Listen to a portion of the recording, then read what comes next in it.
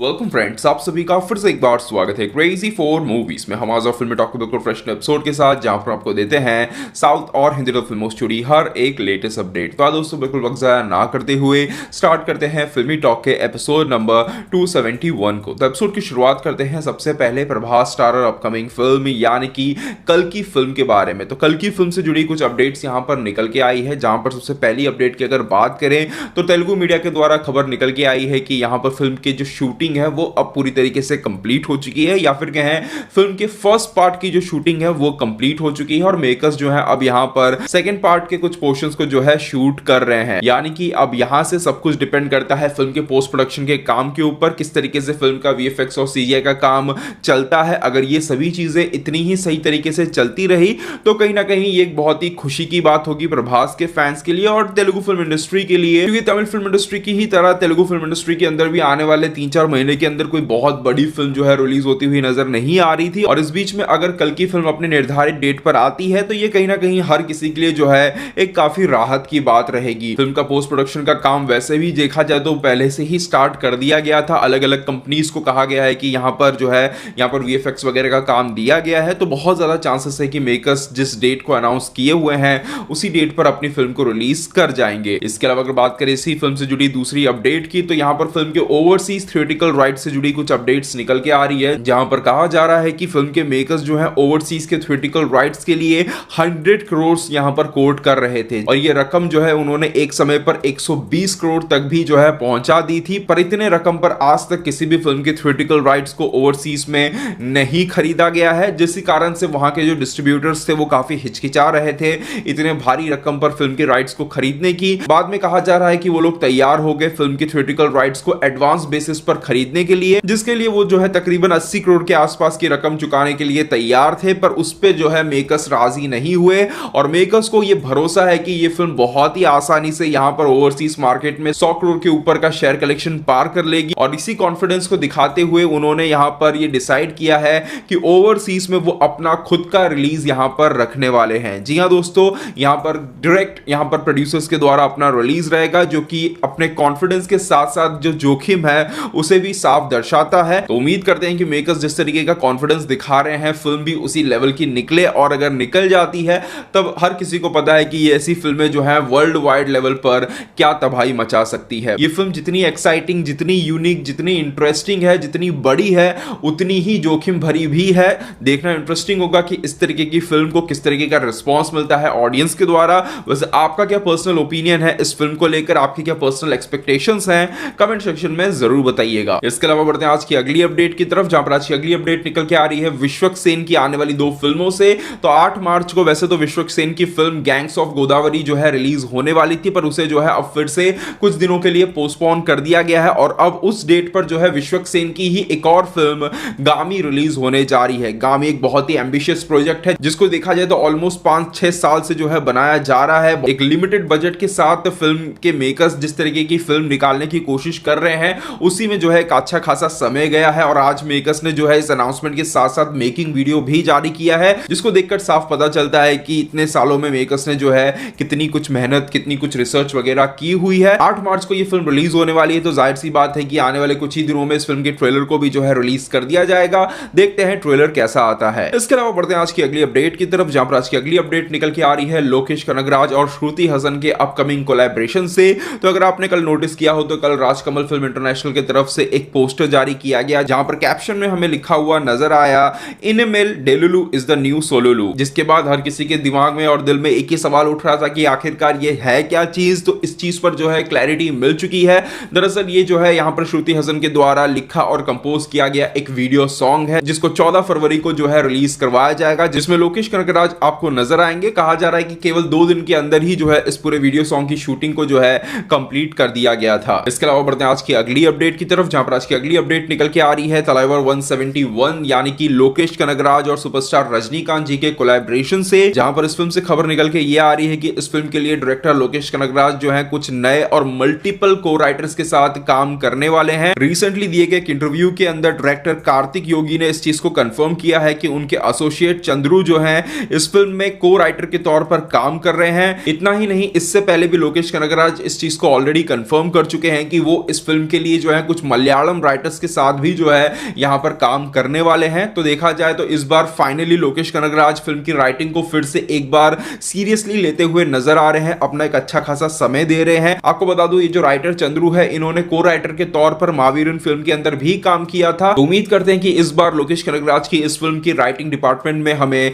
कुछ solid improvement देखने को मिलेगी। इसके अलावा बढ़ते हैं आज की अगली अपडेट की तरफ, जहां पर आज की अगली अपडेट निकल के आ रही है पावर स्टार पवन कल्याण की अपकमिंग फिल्म यानी कि ओजी से। तो आज से कुछ दिनों पहले ही हमने आपको बताया था कि ओजी फिल्म के मेकर्स ने ऑलरेडी डिस्ट्रीब्यूटर्स को यह इन्फॉर्म कर दिया है कि वो अपनी फिल्म को 27 सितंबर को रिलीज करने वाले हैं। तो इस चीज की जो है कल ऑफिशियल अनाउंसमेंट कर दी गई है कि फिल्म 27 सितंबर को रिलीज हो रही है। और इस अनाउंसमेंट के बाद जो सबसे बड़ा सवाल यहां पे खड़ा हो रहा है वो यही है कि अब यहां से गेम चेंजर फिल्म कहां पर रिलीज होगी, क्योंकि ऑलरेडी दिल राजू ने इस चीज को कंफर्म किया था कि वो गेम चेंजर फिल्म को जो है सितंबर के महीने में रिलीज करने वाले हैं। अब यहां पर 27 सितंबर को अगर ओजी आ रही है तो गेम चेंजर कहां पर आएगी? क्या गेम चेंजर सितंबर के पहले हफ्ते में आएगी या फिर सीधे अब अपने आप को दशहरे पर यहां पर वो रिलीज करेंगे? और अगर ये फिल्म दशहरे पर रिलीज होती है तो यहां से देवरा फिल्म हमें कब रिलीज होती हुई नजर आएगी? आपको बता दूं कुछ छोटे मोटे सोर्सेज से ये खबर मिली थी कि जो बायर्स हैं, जो डिस्ट्रीब्यूटर्स हैं, उन्होंने यहां पर देवरा फिल्म के मेकर्स को ये एडवाइस दी थी कि वो अपनी फिल्म को जो है सीधा अब अगले साल ही रिलीज करें, क्योंकि जिस तरीके की डेट और रिलीज वो चाहते हैं उसके लिए जगह जो है यहां पर कहीं पर खाली नजर नहीं आ रही है। बच जाता है क्रिसमस का महीना। अब क्रिसमस के महीने की अगर बात करें तो खबर निकल के ये आ रही है कि यहां पर कांतारा 2 के जो मेकर्स हैं या फिर कहें कांतारा चैप्टर 1 के जो मेकर्स हैं, उन्होंने भी यहां पर कुछ छोटे मोटे डिस्ट्रीब्यूटर्स को ये इन्फॉर्म किया हुआ है कि वो भी यहां पर जो है दिसंबर 2024 को टारगेट करते हुए चल रहे हैं। हालांकि इतनी जल्दी ये फिल्म कंप्लीट होगी ये थोड़ा डाउट का विषय है, पर फिर भी मेकर्स ने जो है कहीं ना कहीं एक टारगेट बनाया हुआ है जिस पर वो पूरी तरीके से कोशिश करेंगे। तो देखना इंटरेस्टिंग होगा कि इस बीच में गेम चेंजर और देवरा अपनी रिलीज डेट को कहां पर रखती है या फिर कहां पर अनाउंस करती है। इसके अलावा बढ़ते हैं आज की अगली अपडेट की तरफ, जहां पर आज की अगली अपडेट निकल के आ रही है अड़विशेष की अपकमिंग फिल्म यानी कि G2 या फिर कहें गूढ़ाचारी पार्ट 2 से। तो ओजी फिल्म में नेगेटिव रोल में नजर आने के बाद या फिर कहें ओजी फिल्म में नेगेटिव रोल में आने के बाद फिर से इमरान हाशमी जो है हमें एक और तेलुगु पैन इंडिया फिल्म के अंदर नेगेटिव रोल में नजर आने जा रहे हैं। आज ये चीज ऑफिशियली कंफर्म हो चुकी है कि इमरान हाशमी जो है हमें G2 या फिर कहें गूढ़ाचारी पार्ट 2 के अंदर फिर से एक फिल्म में विलन के रोल में नजर आएंगे। देखते हैं यहां पर दोनों ही फिल्में ओजी और गूढ़ाचारी 2 के अंदर उनका काम, उनका कैरेक्टर कैसा नजर आता है। इसके अलावा बढ़ते हैं आज की अगली अपडेट की तरफ, जहां पर आज की अगली अपडेट निकल के आ रही है पुष्पा पार्ट 2 या फिर कहें पुष्पा पार्ट 3 से। तो कुछ दिनों से आपने सोशल मीडिया पर एक खबर देख ही ली होगी कि यहां पर पुष्पा पार्ट 3 की जो है यहां पर खबर निकल के आ रही है। पुष्पा द रॉर नाम से जो है खबर निकल के आ रही है, जिस पर जो लेटेस्ट अपडेट मिली है उस हिसाब से कहा तो ये जा रहा है कि हाँ फिल्म के मेकर्स की प्लानिंग है यहां पर फिल्म के तीसरे पार्ट को बनाने की, पर यह फिल्म जो है अभी कहीं पर बनती हुई आपको नजर नहीं आएगी। यानी कि फिल्म जो बनेगी उसे अभी काफी समय लगेगा। डायरेक्ट पार्ट 2 को खत्म करने के बाद पार्ट 3 को स्टार्ट नहीं किया जाएगा। और ये जो पुष्पा द रॉर नाम निकल के आ रहा है, ऐसा कुछ नाम भी कहा जा रहा है कि अभी तक फाइनलाइज नहीं किया गया है। अल्लू अर्जुन और सुकुमार ऑलरेडी पुष्पा फ्रेंचाइजी को एक काफी लंबा समय दे चुके हैं और वो और लंबे समय तक इस फिल्म के साथ जुड़े नहीं रहेंगे। इस फिल्म की खत्म होने के बाद दोनों ही अपने अपकमिंग प्रोजेक्ट्स की तरफ चले जाएंगे। अल्लू अर्जुन शायद एटली के साथ जा सकते हैं, क्योंकि बॉयपटी शीनू की तो कुछ और ही खबर निकल के आ रही है जिस पर कुछ दिन बाद में आपको कंफर्मेशन दूंगा। वहीं दूसरी तरफ आप सभी ने काफी पहले सुना ही होगा कि सुकुमार और रामचरण तेजा भी जो है एक साथ काम करने वाले हैं। तो अभी जो है पार्ट 3 की शूटिंग कहीं पर भी स्टार्ट होती हुई नजर नहीं आएगी। बस हो सकता है कि पार्ट 2 के अंत में आपको पार्ट 3 का एक लीड दे दिया जाए, बाद में देखा जाएगा कब उस फिल्म को बनाना है नहीं बनाना है।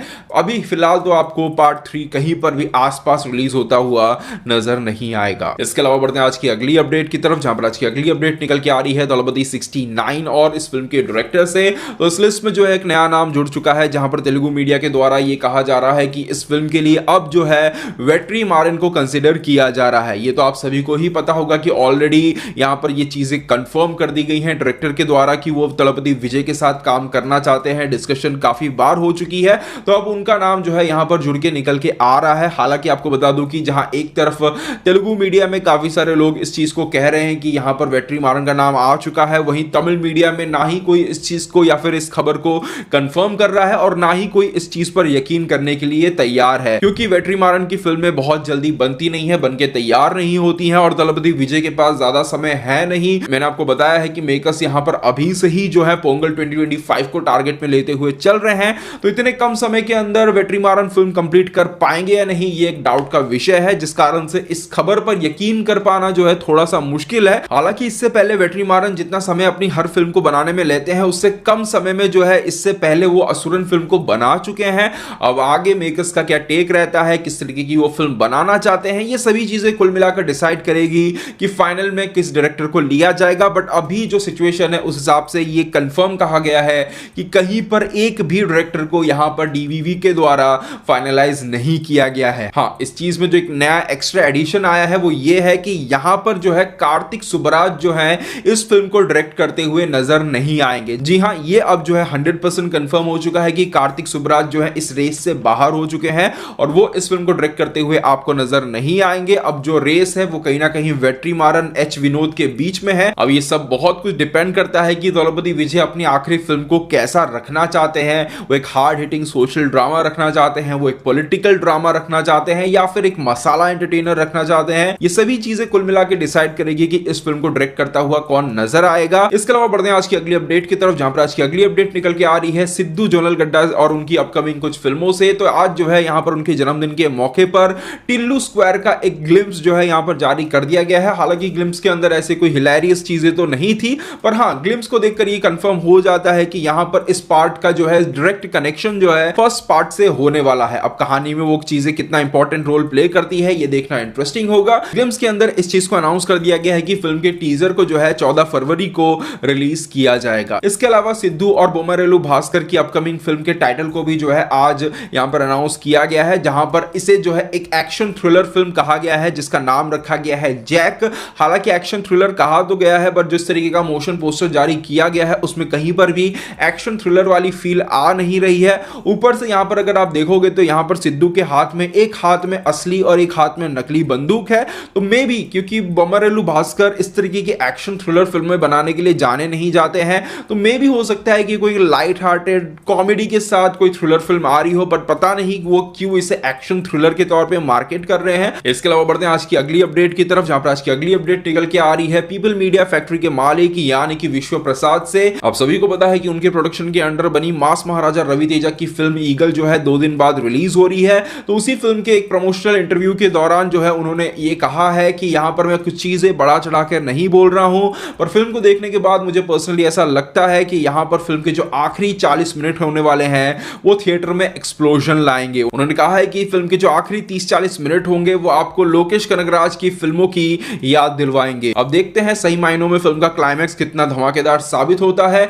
इसके अलावा जो अगली बात उन्होंने कही है वो है प्रभास की अपकमिंग फिल्म यानी कि राजा साहब से जुड़ी, जहां पर उन्होंने एक बहुत ही शॉकिंग स्टेटमेंट देते हुए ये बताया कि यहां पर राजा साहब फिल्म के अंदर भी जो है बहुत ही वीएफएक्स हैवी काम आपको देखने को मिलेगा। जी हां, उन्होंने कहा है कि फिल्म के एक बहुत ही बड़े और अहम हिस्से के अंदर आपको भारी भरकम वीएफएक्स देखने को मिलने वाले हैं। ये फिल्म एक विजुअल वंडर होने जा रही है जिसकी आपने यहां पर अभी तक जो है कल्पना भी नहीं की होगी। इतना ही नहीं, रिसेंटली के इवेंट के दौरान फिल्म के डायरेक्टर मारुति ने भी ये कहा कि मैं इस फिल्म के बारे में ज्यादा कुछ बोलूंगा नहीं, मेरी फिल्म बोलेगी। इस फिल्म से मैं आप सभी को दिखाऊंगा कि मैं क्या चीज हूं। जी हां, उनके ऐसे कुछ स्टेटमेंट्स थे। हालांकि मारुति का जो ट्रैक रिकॉर्ड है आपको और हम सभी को पता ही है, पर हां, इस बार वो कुछ ज्यादा बोलने की कोशिश नहीं कर रहे हैं। तो देखना इंटरेस्टिंग होगा प्रभास और उनका ये जो कॉम्बिनेशन है वो कैसा निकल के आता है। इसके अलावा बढ़ते हैं आज की आखिरी अपडेट की तरफ और बात कर लेते हैं इसी महीने थिएटर्स में रिलीज होने जा रही कुछ फिल्मों के हिंदी वर्जन के बारे में।